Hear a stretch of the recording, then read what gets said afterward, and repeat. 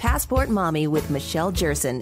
Motherhood is both amazing and difficult at the same time. The Passport Mommy, Michelle Jerson, is here to share in your journey. It's amazing. It really is, just watching them grow and see how much change and how much they learn just without the filters around them. Joining you on your greatest adventure, here's Michelle Jerson, the Passport Mommy. Welcome to the show. I'm Michelle Jerson, the Passport Mommy. So it's about week 2 for the self-quarantine, social distancing, whatever we're calling it, where you probably have your kids at home. You are most likely homeschooling if you have older children, or just keeping very busy toddlers and infants occupied from morning until night, and praying that, at least in my case, that they nap at the same time so you can get a little bit of a break. Things are crazy. Things are different. Some people are enjoying it because they're actually forced to slow down a little bit, and that they don't have to rush from appointment to appointment, go into work, make lunches at night, go to school. But it's still a lot of work. And a lot of times us mommies get lost in that work and we don't have time for ourselves. And we all know that to be good mothers, we need some time for ourselves, whether it's downtime to meditate, to work out, to take a bath, have a glass of wine, whatever it is. So today I'm thrilled to have with me Elena Duque. She is an accomplished esthetician, beauty and lifestyle expert, and a savvy spa owner. She has been featured in major publications such as Oprah Magazine and Better Homes and Gardens for her expertise on beauty, skin, makeup, spas, motherhood, and business. So Elena, how are you doing through all of this? Thank you so much for having me. I'm working from bed because we're in a full house and my office is taken over by my husband. I am hanging in there, you know. I live in New York City, Queens, which has the most cases, so it's a little frightening. But, you know, just taking it like the cheesy saying, one day at a time, really, that's what we're doing here. Right, right. And so you firsthand are experiencing, I'm sure, the lack of time for yourself when you're used to taking care of so many other people. How are you taking care of yourself during all of this? Yeah, so our schedules are totally flipped upside down. You know, homeschooling, I have 2 daughters, ages 7 and 4. My 4-year-old's in pre-K, so I wouldn't really consider that homeschooling. Right. But my 7-year-old, you know, I had to learn Google Classroom and, you know, these new things. My husband's working from home. I already was working from home. So this is kind of like, you know, I'm used to having my ways, my routines. So basically I'm just creating new self-care habits. And I don't want to throw them out the window because it's easy to get depressed or get stressed out and have anxiety during this time, right? And kind of not want to motivate. So I just changed it up. So now what I do is I wake up before everyone, which I didn't have to do before. I used to, after they went to school, I would work out and do my thing. Now I just wake up earlier and have to work out from home instead of going to a spin class. So, you know, just basically tweaking my routine and still making it work for me so that I can feel good and I can be a better person for them. Otherwise, I'll be cranky and upset and not positive, you know, and I think that's just really important right now for them, for me to be a positive role model. Absolutely. And I couldn't agree with you more. And I started last week doing the same thing. I started waking up much earlier. Usually my son wakes me up at 5:30 or 6 to nurse. And I said, okay, yeah. And I said, instead of going back to sleep, maybe this time I'll just stay up and do my workout because like you, if I don't get the workout in the morning, I'm cranky. I feel like there's this thing hanging over my head all day that I should be doing. My energy is not where I'd like it to be. And so I did that for a day or two, and I was so impressed with myself and I was so happy. And then these last few days, they've been going to bed so much later than normal because their schedule's off. And so I've been going to bed later because I have no time to myself at night, waking up later, and I haven't worked out in the morning. And so it is so important, I think, for us to be disciplined with ourselves and to make sure that we are giving ourselves what we need and to stick to that schedule. It's true. And one thing we actually did implement here at home, because we noticed like they are sick of each other, the two of them. Like they're just sick of each other, and the bickering starts especially later in the day. My husband stops working around 6 o'clock. We'll eat dinner. So what we do now is we do 1 hour of me time for everybody after dinner. So we each go to a separate room, and we have a whole hour to ourselves to do whatever it is we want to do. Wow. And that's really worked for us because even my 4-year-old needs it, Yeah. We're just on top of each other. I mean, luckily we have a house with a yard too, so that's helped Right. to get the fresh air in and everything. But the me time is important for everyone. Exactly, 100%. And that's what I'm trying to convince my husband of that too, because, obviously I need to support him from working from home. But I said, you have to understand, I need me time too. We all need it to Right. be better people. Mm-hmm. So tell me a little bit, where is your spa located? And I'm assuming it's shut down right now, but tell me. Right. So it's shut down right now. Everything's shut down, especially, you can't obviously give someone a facial from 6 feet away. Maybe now someone will come up with an idea of how to do that. But Right. we are located in Bayside, Queens. And we do have some supplies we're actually going to just donate to the hospitals, since, a lot of medical spas are going to be doing that, I think. Nice. So for now, just do my part and, help my community out in that sense. We are proud of ourselves for social distancing. Like, we haven't done anything, except, go around the block. Right. And I'm just, trying to practice self-care at home with the girls, getting them active. And what we've been doing together, so many apps now that are offering their services for free. We've been doing either dancing, or I've never done this before, something called breath work, which really just helps to calm you. So I actually now incorporate them into my self-care too in the day. Oh, that's terrific. I tried that the first day. I said, let's have a dance party with my 3-year-old. And I thought I would work out next to her. And it was great. And we had a lot of fun. But so far, it hasn't caught on yet. But I do think it's wonderful that so many of these places are offering free apps, free workouts, free songs. I just haven't had a chance to consolidate them all in one place. I keep reading about them and saying, oh, I want to do that. I want to do that. And then I forget about it, but it really is wonderful. And I think this will be a great opportunity for people to discover new things and connect with their children despite all the chaos right now. Yeah, I have to say I've really connected with them on another level. Like, I didn't know little things about them. My daughter normally has occupational therapy. My older daughter, she has her hands. For her hands, she has very poor handwriting, and it's just hard for her. Her fine motor skills need tweaking. But now I see how much better she's gotten because we've been doing a lot of art projects and painting. And so I'm happy that I get to be a part of that and get to help her, advance in that sense. So I'm trying to look at the silver lining of all of this. It's like you're up and down with your emotions every day with this, because it's just the unknown and it's scary. But yeah, that's why the self-care, I cannot stress that enough for everyone listening. You have to, I actually make them get dressed every day. Okay, let's just say maybe 90% of the time. Today they're in their PJs, but I have a lot of projects today. But for the most part, I want them to have some kind of normalcy. So we brush our teeth, pigtails, let's pretend, even though we're not leaving the house, to feel good about ourselves. So I think that's just really important. Absolutely. I agree with you too. And it's great that you have a backyard, because I recently moved from the city to the burbs, and I'm thankful that we have a yard and just somewhere to go for fresh air, because I think that's so important too. Just get out of the house, get out of the apartment for a little bit, even if it's for a little walk around your backyard or around your block. Oh, totally. It's just I'm thinking about, parents in Manhattan with a small apartment that may not have that.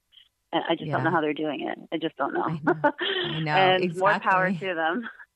I know. And it's frightening just to see how quickly and easily it's spreading in Manhattan, but it's so understandable. You go in the elevator and you just don't know, right? The person who was just in before you. And does it live in the air? Does it not? I keep hearing different numbers, different, studies done. So I don't know. Really? Do you know the final consensus on whether it's...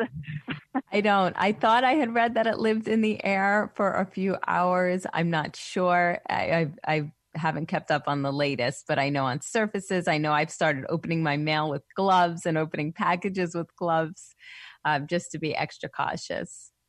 Oh, yeah. I had a UPS delivery chain after he left. I leave it for like hours, then I go, I spray Lysol. I have a whole routine down. Yeah, exactly. I'm like, oh my God.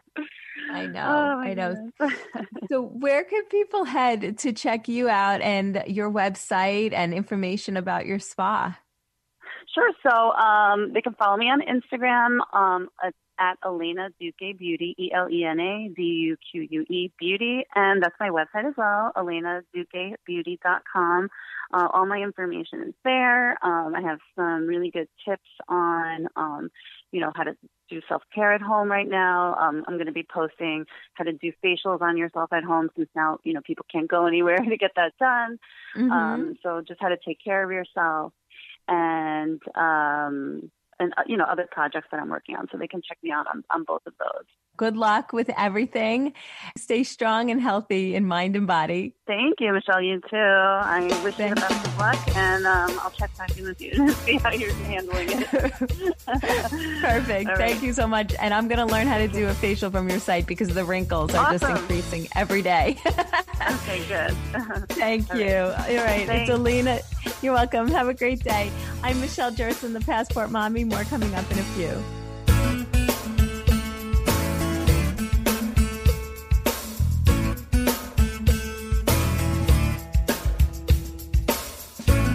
Motherhood is a journey. Joining you on your greatest adventure, here's Michelle Jerson, the Passport Mommy. Welcome back to the show. So while we are all inside finding activities and things to do, and I know moms, if you are working from home now, and you also might have a infant or a toddler in preschool who you are now occupying all day if they are home from daycare, you're always trying to figure out what activities can you do with them. And it's really easy to come up with interactive activities, but sometimes you just need a little bit of time to yourself. And that's when you might turn to PBS Kids and see what kind of programming they're offering. Or if you do have the time, what I've done, I don't like to necessarily just put my child in front of the TV and walk away. So I do like to sit with her and talk with her about the different episodes if you can. And for that, I personally love PBS Kids. And we are huge fans of Daniel Tiger's Neighborhood in this family because my daughter, who just turned 3, has been watching Daniel Tiger for probably about a year now. And she loves every episode. We read the 5-minute stories. We have the books. We have everything. She just had her 3rd birthday party. A theme was Daniel Tiger. So she's very much into Daniel Tiger, Baby Margaret, Miss Elena, all the characters. And she has learned so much. And it's been amazing to just watch her learn and pick up all of these things from this show over this last year. So I'm thrilled to have with me today Daniel Tiger's Neighborhood senior producer, Chris Loggins. He oversees all aspects of television production for Daniel Tiger's Neighborhood, working closely with partners on everything from scripting through final episode delivery and beyond. He is an Emmy award-winning producer. He has also directed live action segments for the series, and he serves as production manager for the company's other PBS Kids series, Peg and Cat and Odd Squad. Hi, Chris. Thanks for being here with me today. Hi, Michelle. Thanks for having me. And hello to all the neighbors out there listening. I feel like breaking out into song right now. But yeah. Tell me a little bit about your background because you come from a very interesting kids background. Oh, yeah. I had I would say, a non-traditional path to the work that I'm currently doing. I started out working in Pittsburgh for an organization called Beginning with Books, Center for Early Literacy. I knew I wanted to do something working with children and families in a positive way, and then that job gave me an opportunity to do so through I ran a volunteer program there that connected business professionals with early learning centers, and the grown-ups would go in with books, brand new books that we provided, and read them to the students there, and then leave them behind so they could begin to build their library. But another part of the job that I think I enjoyed even more was driving the Storymobile, which is like a mobile library. Picture a bread truck, but instead of bread in the back, you have all kinds of books. And wow. I drove that.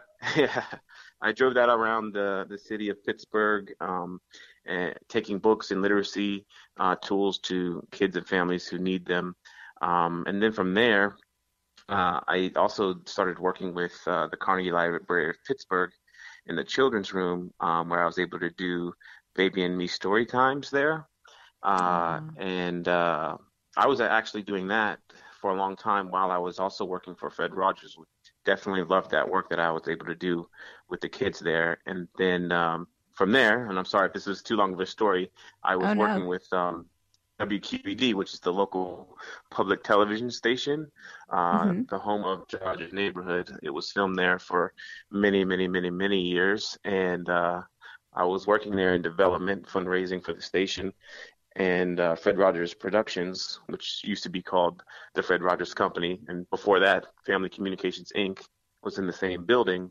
And it was around that time that they were thinking about starting up a new show based on the work of Fred Rogers called Daniel Tiger's Neighborhood. And I got to know some of the people there and talk to them about my interest in working with children and families. And I'm so fortunate that I was able to be asked to come aboard and work on Daniel Tiger's Neighborhood. Yeah, I mean, what a huge, huge opportunity. And I just think it's amazing. Every episode I watch with my daughter, I just think, wow, whoever wrote this episode, produced this episode, it's just incredible how well you connect with children and in the way that you do it. So for anybody who might not be familiar with Daniel Tiger's Neighborhood, we have a minute left in this segment. Give us the brief rundown about what exactly the program entails. Yeah, so it follows Daniel Tiger, who is the son of the original Daniel Tiger puppet from Mr. Rogers' Neighborhood, and it is designed for 2 to 4-year-olds, following the same social emotional learning curriculum that was developed by Fred Rogers. It takes place in the neighborhood of make-believe. What we've done is we've animated the neighborhood of make-believe. And I appreciate, everything you've said about how much you enjoy the show, but that's really a credit to the entire team that's working on Daniel. Definitely thanks to the huge legacy left to us by Fred Rogers, but also the great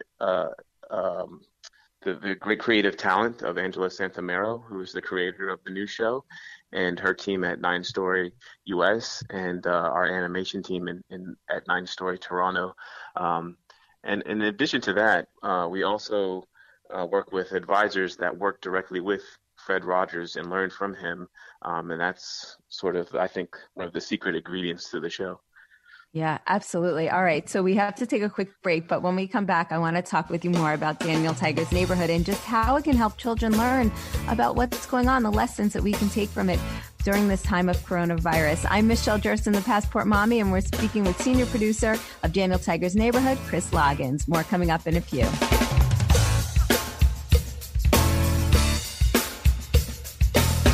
Passport Mommy with Michelle Jerson.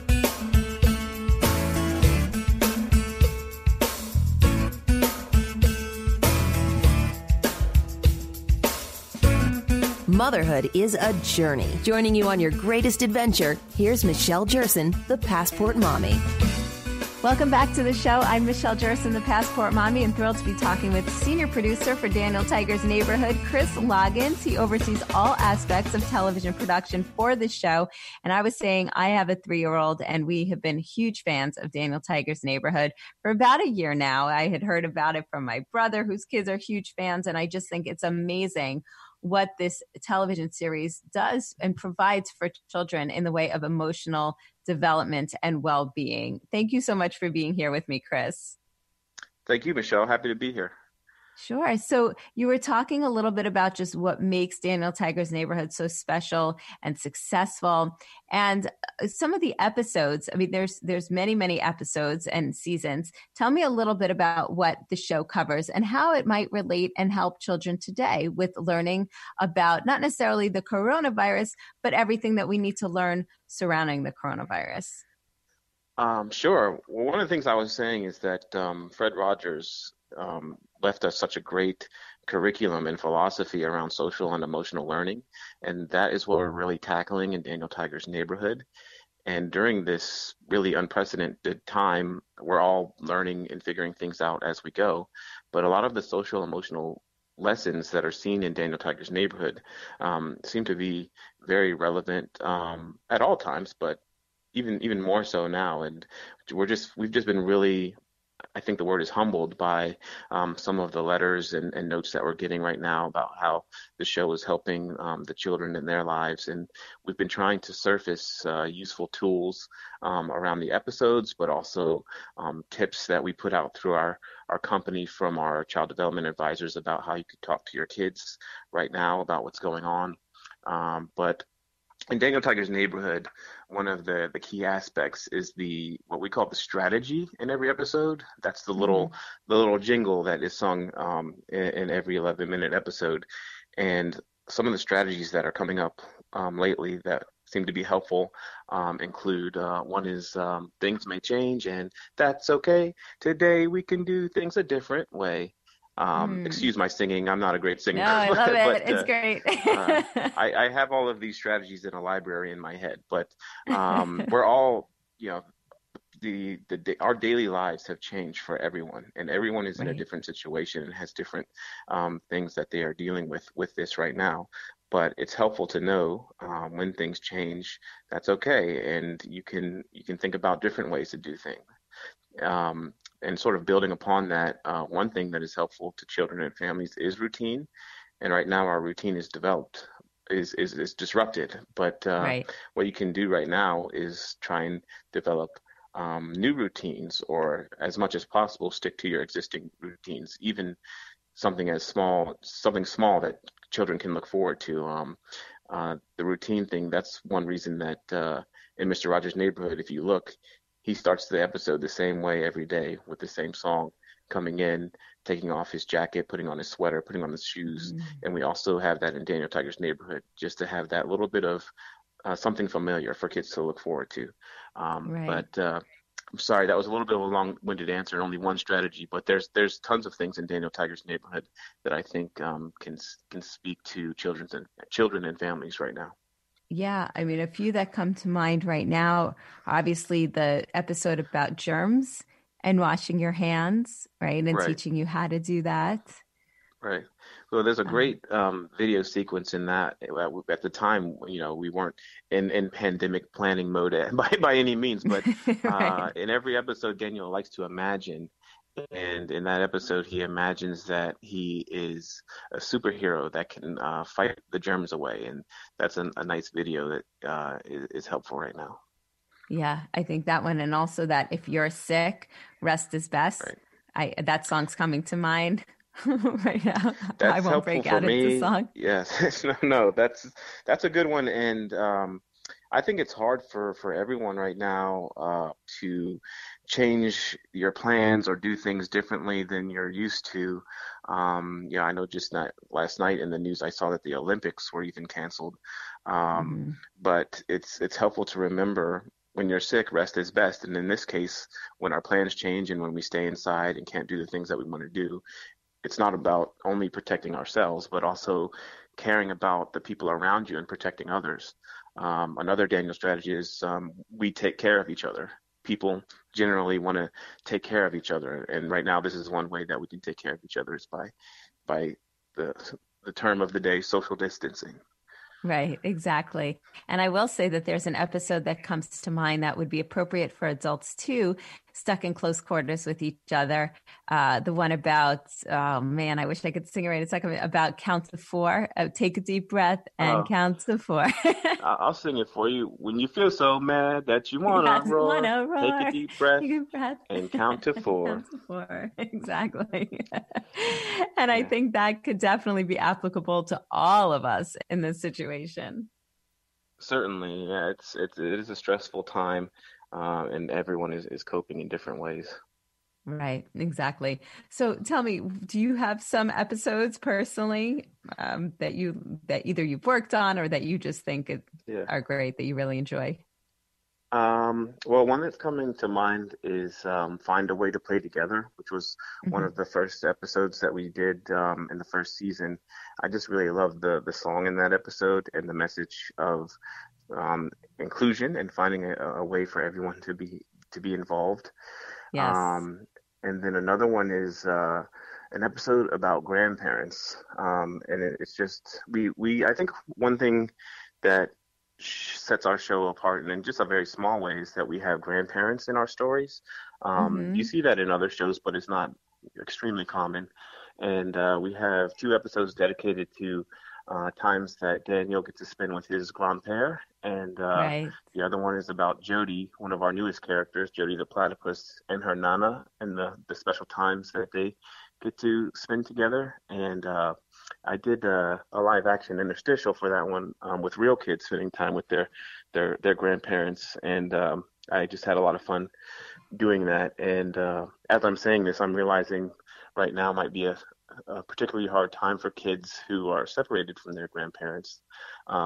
But there are ways that you can stay connected. Like I've heard a lot of people doing family video chats, weekly scheduled family video chats that seem to be helping folks. And Yeah. even though we have to distance ourselves physically, it's important to stay connected. Absolutely. And the one episode that comes to mind that I really like is sharing with you is fun for me too, because we have a 10-month-old and a 3-year-old in this house, and my 3-year-old loves to pull toys away. And so every time we try to talk about that, I sing that to her. And yesterday she did the same. She fed him some of her food and then sang the song. So that's been a That's great. lifesaver as well. Oh, that's amazing. Thanks for sharing that. Yeah, absolutely. So tell me about some of the other episodes and shows that PBS Kids currently have, some other series, I should say. Well, I can talk about the ones that we do at Fred Rogers Productions. We have Daniel Tiger's Neighborhood, but we also partner with Jennifer Oxley and Billy Aronson, the creators of Peg Plus Cat. And we work with Tim McKeown, Adam Peltzman, and Sinking Ship Entertainment on Odd Squad. So Peg Plus Cat is a show for an audience that's a little bit older than Daniel. I would say 3 to 5. And it's a math skills program that you may be familiar with. And Odd Squad is the same for children 6 to 8.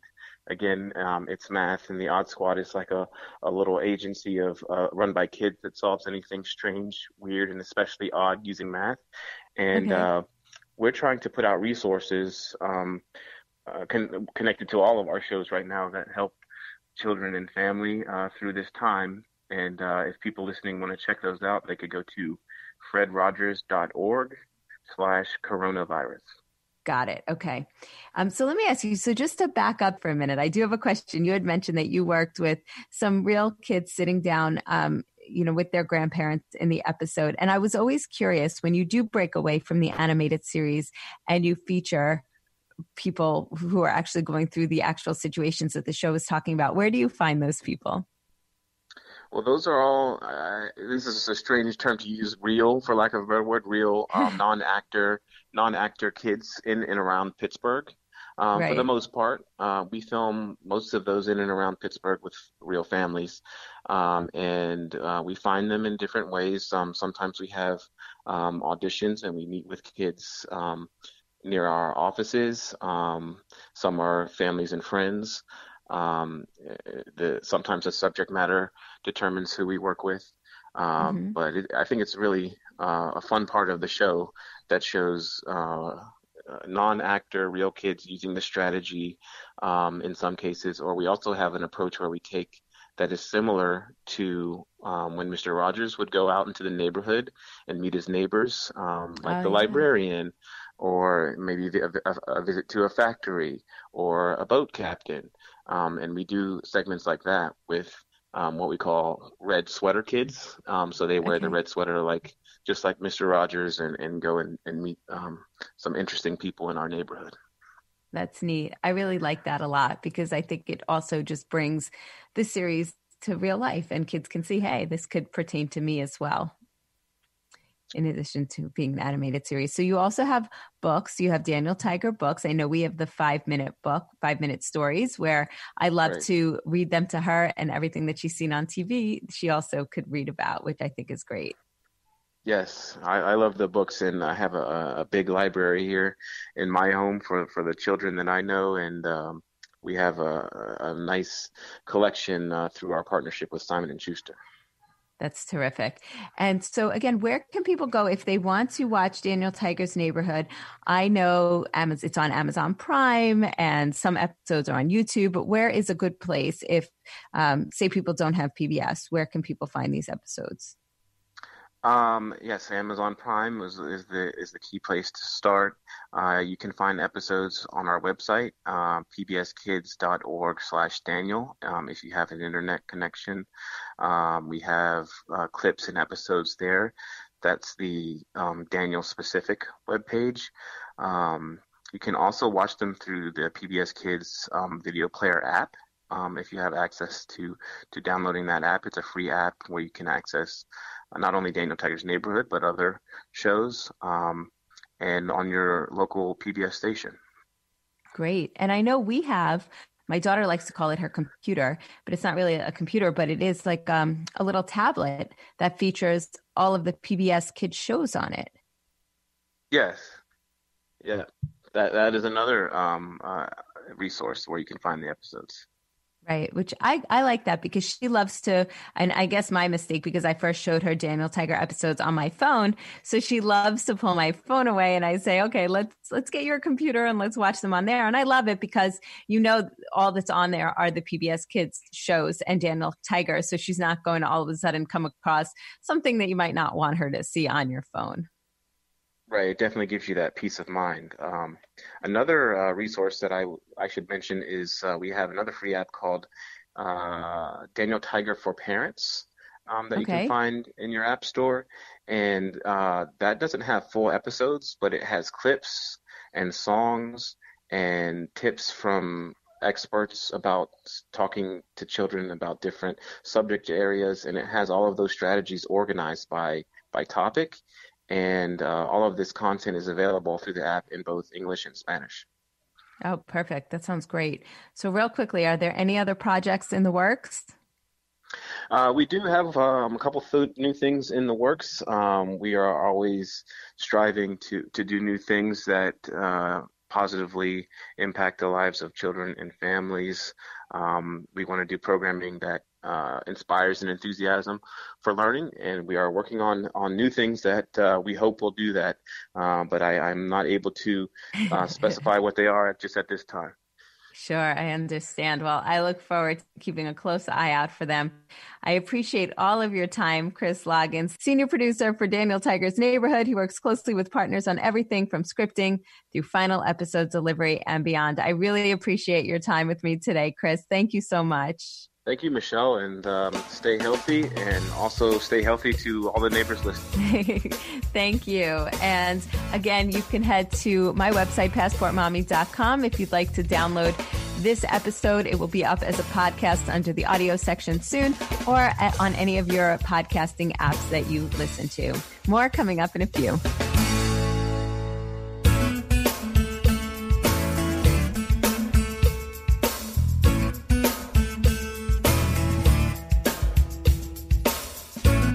Motherhood is a journey. Joining you on your greatest adventure, here's Michelle Jerson, the Passport Mommy. So it's that time of year when we're all thinking about doing some repairs around the house, especially now when we're staying around the house most of the time. Now is a good time to start thinking about, hey, what are those projects that we've been wanting to do? And one of the big ones is repairing the roof, and especially maybe if you had some storm damage recently. So with me today, I have Frank Scafidi. He is the NICB Public Affairs Director, and Frank's going to talk to us just about what we should be looking out for when we go to replace or repair a roof. Frank, thank you so much for joining me today. My pleasure, Michelle. Thanks for taking the time with me. Sure. So tell me why it's so important for people to just be so diligent when it comes to these home repairs. Well, our organization is focused on people that are committing insurance fraud against innocent victims, and so a good part of that work follows storm events or major disasters. And a roof, of course, whether it's a hail or tornado or some other event, tends to suffer a lot of damage all across the country. These storms are happening. So we want people to be aware first so they can prevent themselves from becoming a victim of a fraud perpetrator in getting roof repair or replacement that's not necessary, or using deficient materials and doing the job. And then secondly, just to give everybody sort of useful tips on how to prevent that and where they can go to get some great information on roofing products. What are some roofing scams that happen during the spring storm season? The most typical is where a contractor or repairman will approach a homeowner. So we call that an unsolicited contact. So 99% of these scams start that way. So somebody will approach a homeowner and either tell them that they can see visible damage, on their structure, or ask that they can go up on their roof to conduct an examination just to see, since, quote, quote, there is other residences in the area that suffered damage and we've been helping them, so we want to make sure that you're safe too. So they'll use that sort of a very kind and, come on to get up on the roof and look for damage. And if there isn't any damage, very often these crooks will cause it. They will take a tool or a coin and grind it into the shingle, the asphalt shingle, and then take pictures of that, which they just did, to show the homeowner and say, yep, you've got damage. And, the homeowner is usually, if it's their first experience with something like this, they think the individual is honest and trying to do the right thing for them. And so that might lead to presenting some paperwork or a contract, or asking the homeowner for an advance of money to go out and get materials to do the work. And once that happens, it's not a good ending. People take off, of course not. And the homeowner's out that money. Sure. So tell me how the NICB is combating this. Well, we have agents, investigators all over the country that work with law enforcement and work with our member insurance companies, that when something like this happens, when a big event or disaster occurs, we're out there in the field, usually at those insurance villages, they call them, where all the companies set up claim centers. And we will work with our counterparts in the insurance companies as well as local law enforcement to sort of monitor what's going on and to see if there's any of these characters that are showing up from out of state or out of town, under the umbrella of trying to do the right thing and taking advantage of homeowners. So we're listening to what the police are seeing. We're very often finding things on our own, and we report that back to the authorities and to the insurance companies. So it's very often an investigative aspect. It's an awareness project or an awareness effort to try to make people understand that should something like that happen, call your insurance company. That's your first line of defense. Call your insurance agent, get their advice, and you're going to be covered. If you've got insurance, no matter the damage, you're going to be covered under the terms of your policy. So there's no rush to do something with a stranger. Right. Very good advice. And how can people protect themselves just in general from this? Obviously, call the insurance company first and foremost. And what else? How else? Always get more than one estimate. It's almost like an auto repair. If you're going to go get a job done in your car, you don't go to the first shop. Get 2 or 3 estimates for the repair. Don't let somebody pressure you, especially one of these unsolicited contacts, into signing any paperwork, and demand to see their identification, ask for references, and be sure to check the references out. The legitimate roofers and contractors know that there's a dark element out there working with them. They don't want that person around as well. So the legit people are going to do the right thing for you. So where can people go for more information?